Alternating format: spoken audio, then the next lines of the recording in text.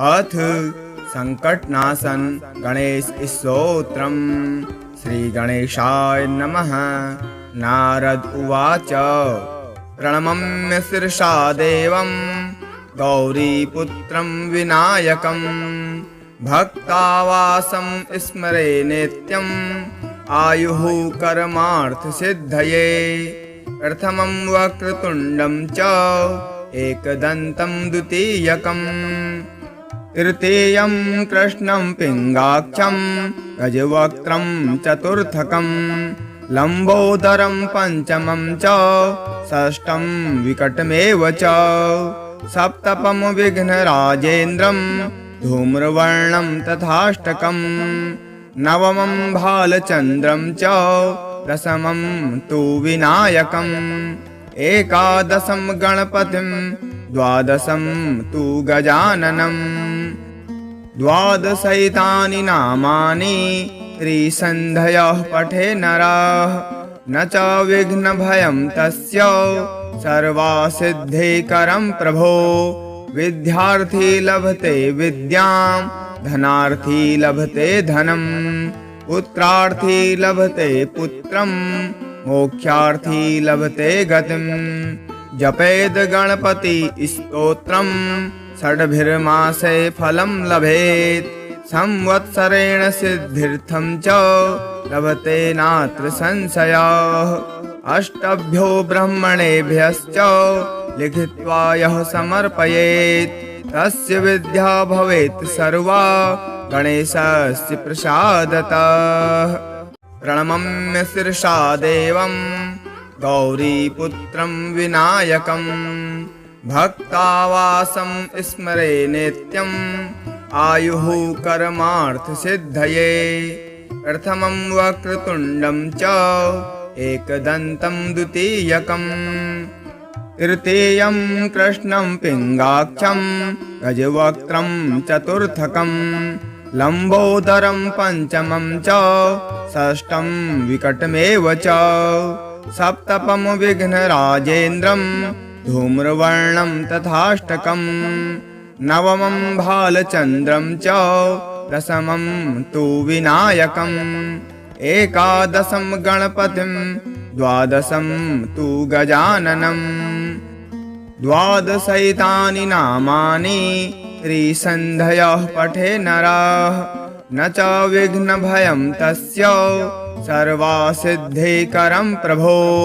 विद्यार्थी लभते विद्यां धनार्थी लभते धनं पुत्रार्थी लभते पुत्रं मोक्षार्थी लभते गतिम्। जपेद गणपति स्तोत्रं षड्भिर्मासे फलं लभेत् संवत्सरेण सिद्ध्यर्थं च लभते नात्र संशयः।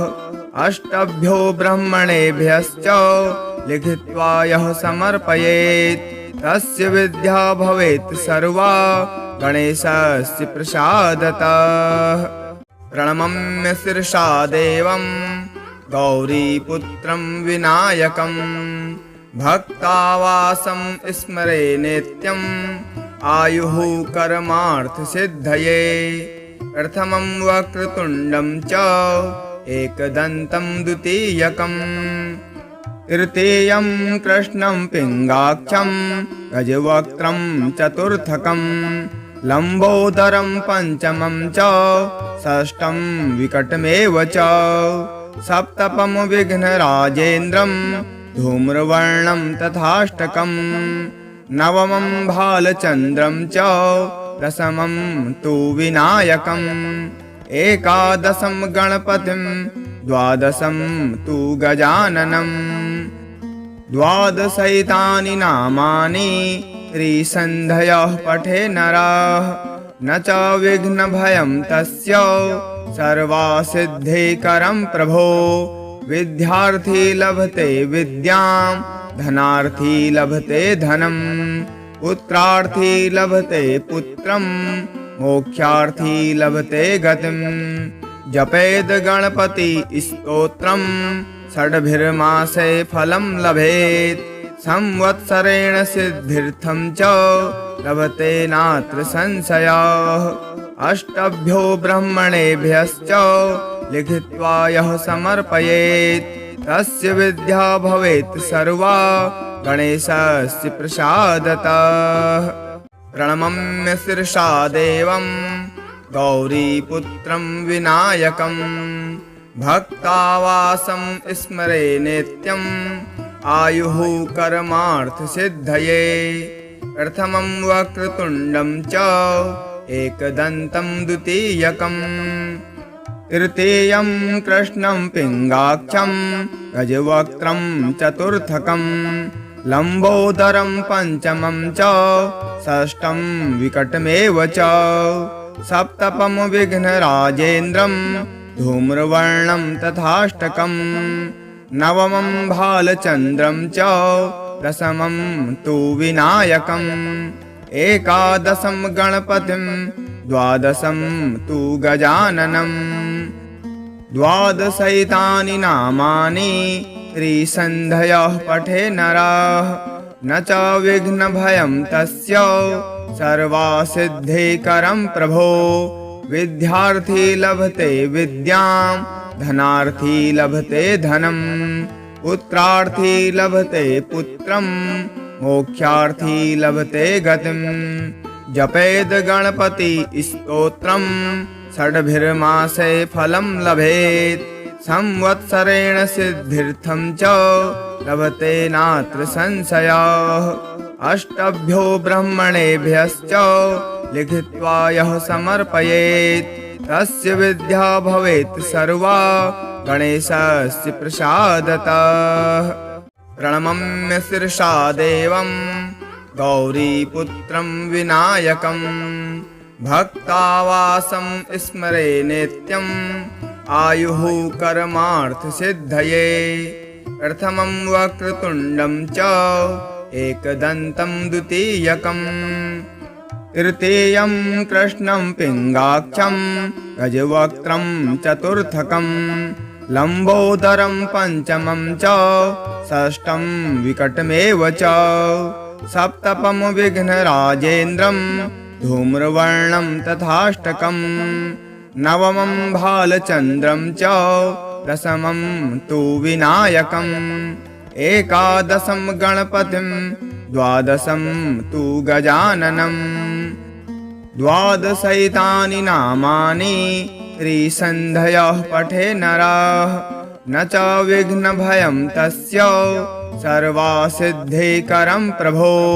विद्यार्थी लभते विद्यां धनार्थी लभते धनं पुत्रार्थी लभते पुत्रं मोक्षार्थी लभते गतिं। जपेद गणपति स्तोत्रं षड्भिर्मासे फलं लभेत् संवत्सरेण सिद्ध्यर्थं च लभते नात्र संशयः। अष्टभ्यो ब्रह्मणेभ्यश्च लिखित्वा यः समर्पयेत् तस्य विद्या भवेत् सर्वा गणेशस्य प्रसादतः। प्रणमम्य शिरसा देवं गौरीपुत्रं विनायकं भक्तावासं स्मरे नित्यम् आयुः कर्मार्थसिद्धये। प्रथमं वक्रतुण्डं च एकदन्तं द्वितीयकं तृतीयं कृष्णं पिङ्गाक्षं गजवक्त्रं चतुर्थकं लम्बोदरं पञ्चमं च षष्ठं विकटमेव च सप्तमं विघ्नराजेन्द्रं धूम्रवर्णं तथाष्टकं नवमं भालचन्द्रं च दशमं तु विनायकम् एकादशं गणपतिं द्वादशं तु गजाननं द्वादशैतानि नामानि त्रिसन्ध्यः पठे नरः न च विघ्नभयं तस्य सर्वसिद्धिकरं प्रभो। विद्यार्थी लभते विद्यां धनार्थी लभते धनं पुत्रार्थी लभते पुत्रं मोक्षार्थी लभते गतिं। जपेद गणपति स्तोत्रं षड्भिर्मासे फलं लभेत् संवत्सरेण सिद्ध्यर्थं च लभते नात्र संशयः। अष्टभ्यो ब्रह्मणेभ्यश्च लिखित्वा यः समर्पयेत् तस्य विद्या भवेत् सर्वा गणेशस्य प्रसादतः। प्रणमम्य शिरसा देवं गौरीपुत्रं विनायकं भक्तावासं स्मरे नित्यम् आयुः कर्मार्थसिद्धये।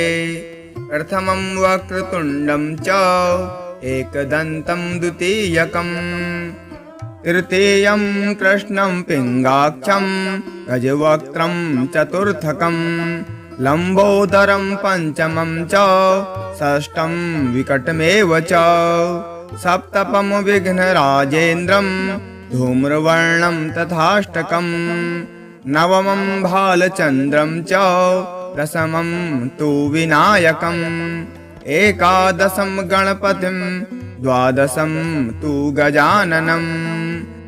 द्वादशैतानि नामानि त्रिसन्ध्यः पठे नरः न च विघ्नभयं तस्य सर्वसिद्धिकरं प्रभो। विद्यार्थी लभते विद्यां धनार्थी लभते धनं पुत्रार्थी लभते पुत्रं मोक्षार्थी लभते गतिं। जपेद गणपति स्तोत्रं षड्भिर्मासे फलं लभेत् संवत्सरेण सिद्ध्यर्थं च लभते नात्र संशयः।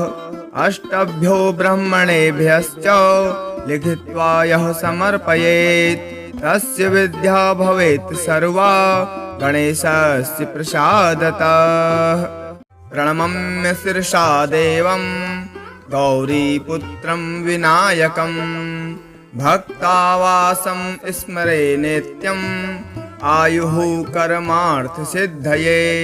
प्रथमं वक्रतुण्डं च एकदन्तं द्वितीयकं तृतीयं कृष्णं पिङ्गाक्षं गजवक्त्रं चतुर्थकं लम्बोदरं पञ्चमं च षष्ठं विकटमेव च सप्तमं विघ्नराजेन्द्रं धूम्रवर्णं तथाष्टकं नवमं भालचन्द्रं च दशमं तु विनायकम् एकादशं गणपतिं द्वादशं तु गजाननं। द्वादशैतानि नामानि त्रिसन्ध्यः पठे नरः न च विघ्नभयं तस्य सर्वसिद्धिकरं प्रभो। विद्यार्थी लभते विद्यां धनार्थी लभते धनं पुत्रार्थी लभते पुत्रं मोक्षार्थी लभते गतिं। जपेद गणपति स्तोत्रं षड्भिर्मासे फलं लभेत् संवत्सरेण सिद्ध्यर्थं च लभते नात्र संशयः। अष्टभ्यो ब्रह्मणेभ्यश्च लिखित्वा यः समर्पयेत् तस्य विद्या भवेत् सर्वा गणेशस्य प्रसादतः। प्रणमम्य शिरसा देवं गौरीपुत्रं विनायकं भक्तावासं स्मरे नित्यम् आयुः कर्मार्थसिद्धये। प्रथमं वक्रतुण्डं च एकदन्तं द्वितीयकं तृतीयं कृष्णं पिङ्गाक्षं गजवक्त्रं चतुर्थकं लम्बोदरं पञ्चमं च षष्ठं विकटमेव च सप्तमं विघ्नराजेन्द्रं धूम्रवर्णं तथाष्टकं नवमं भालचन्द्रं च दशमं तु विनायकम् एकादशं गणपतिं द्वादशं तु गजाननं। द्वादशैतानि नामानि त्रिसन्ध्यः पठे नरः न च विघ्नभयं तस्य सर्वसिद्धिकरं प्रभो। विद्यार्थी लभते विद्यां धनार्थी लभते धनं पुत्रार्थी लभते पुत्रं मोक्षार्थी लभते गतिं। जपेद गणपति स्तोत्रं षड्भिर्मासे फलं लभेत् संवत्सरेण सिद्धिर्थं च लभते नात्र संशयः। अष्टभ्यो ब्रह्मणेभ्यश्च लिखित्वा यः समर्पयेत् तस्य विद्या भवेत् सर्वा गणेशस्य प्रसादतः। प्रणमम्य शिरसा देवं गौरीपुत्रं विनायकं भक्तावासं स्मरे नित्यम् आयुः कर्मार्थसिद्धये। प्रथमं वक्रतुण्डं च एकदन्तं द्वितीयकं तृतीयं कृष्णं पिङ्गाक्षं गजवक्त्रं चतुर्थकं लम्बोदरं पञ्चमं च षष्ठं विकटमेव च सप्तमं विघ्नराजेन्द्रं धूम्रवर्णं तथाष्टकं नवमं भालचन्द्रं च दशमं तु विनायकम् एकादशं गणपतिं द्वादशं तु गजाननं। द्वादशैतानि नामानि त्रिसन्ध्यः पठे नरः न च विघ्नभयं तस्य सर्वसिद्धिकरं प्रभो। विद्यार्थी लभते विद्यां धनार्थी लभते धनं पुत्रार्थी लभते पुत्रं मोक्षार्थी लभते गतिं। जपेद गणपति स्तोत्रं षड्भिर्मासे फलं लभेत् संवत्सरेण सिद्धिर्थं च लभते नात्र संशयः। अष्टभ्यो ब्रह्मणेभ्यश्च लिखित्वा यः समर्पयेत् तस्य विद्या भवेत् सर्वा गणेशस्य प्रसादतः। प्रणमम्य शिरसा देवं गौरीपुत्रं विनायकं भक्तावासं स्मरे नित्यम् आयुः कर्मार्थसिद्धये। प्रथमं वक्रतुण्डं च एकदन्तं द्वितीयकं तृतीयं कृष्णं पिङ्गाक्षं गजवक्त्रं चतुर्थकं लम्बोदरं पञ्चमं च षष्ठं विकटमेव च सप्तमं विघ्नराजेन्द्रं धूम्रवर्णं तथाष्टकं नवमं भालचन्द्रं च दशमं तु विनायकम् एकादशं गणपतिं द्वादशं तु गजाननं। द्वादशैतानि नामानि त्रिसन्ध्यः पठे नरः न च विघ्नभयं तस्य सर्वसिद्धिकरं प्रभो। विद्यार्थी लभते विद्यां धनार्थी लभते धनं पुत्रार्थी लभते पुत्रं मोक्षार्थी लभते गतिं। जपेद गणपति स्तोत्रं षड्भिर्मासे फलं लभेत् संवत्सरेण सिद्धिर्थं च लभते नात्र संशयः।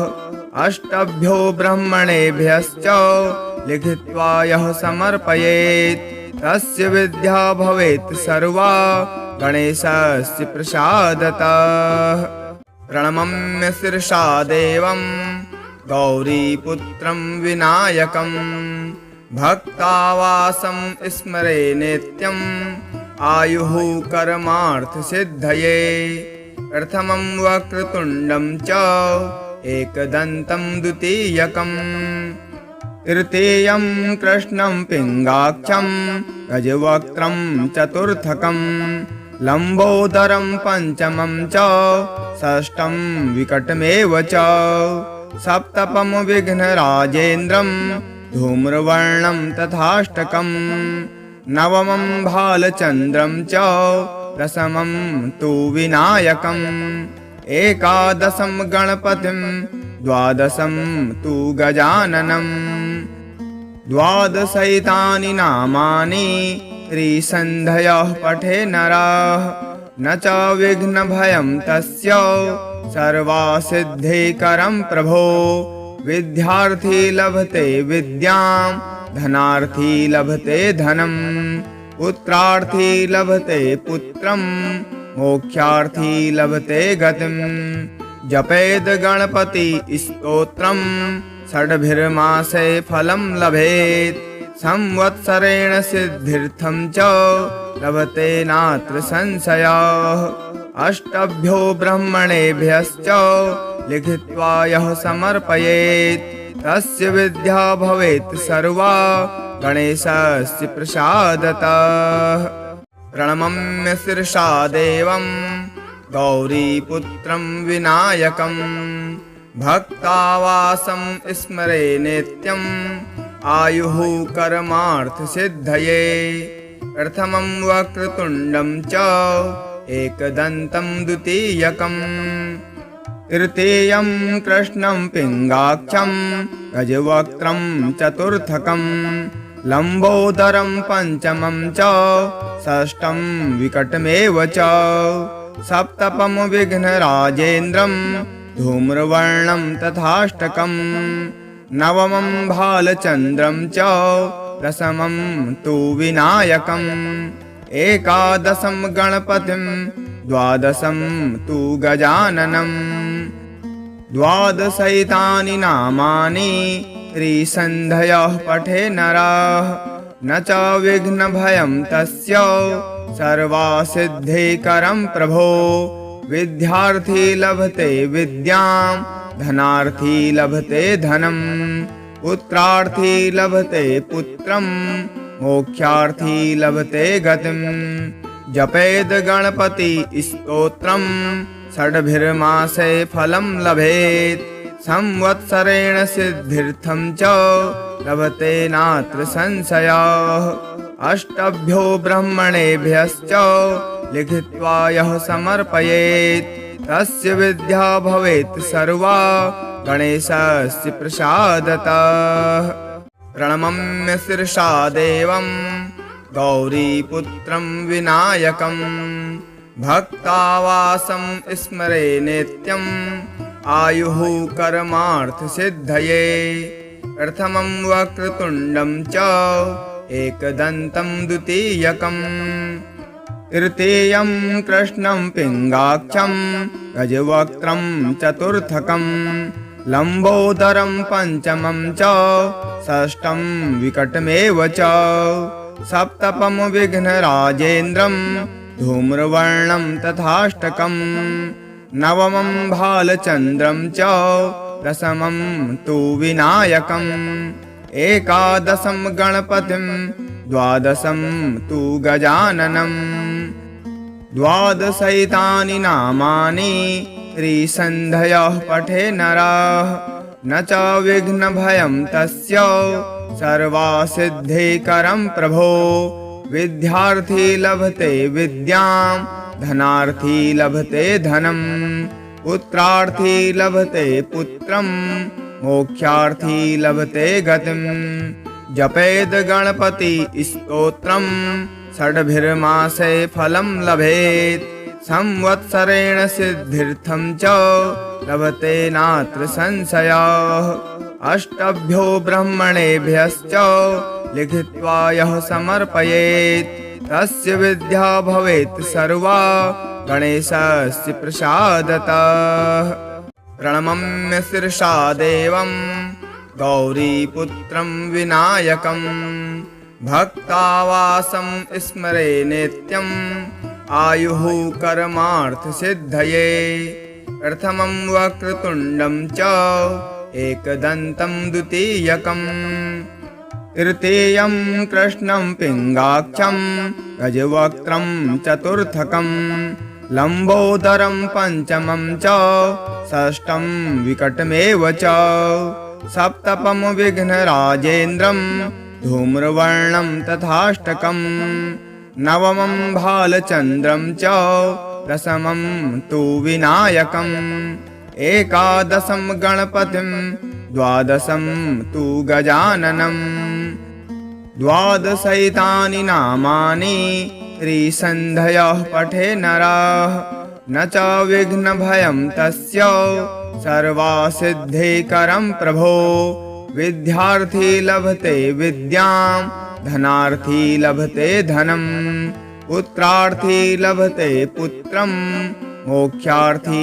लभते गतिं जपेद गणपति स्तोत्रम् षड्भिर्मासे फलं लभेत् संवत्सरेण सिद्ध्यर्थं च लभते नात्र संशयः अष्टभ्यो ब्राह्मणेभ्यश्च लिखित्वा यः समर्पयेत् तस्य विद्या भवेत् सर्वा गणेशस्य प्रसादतः।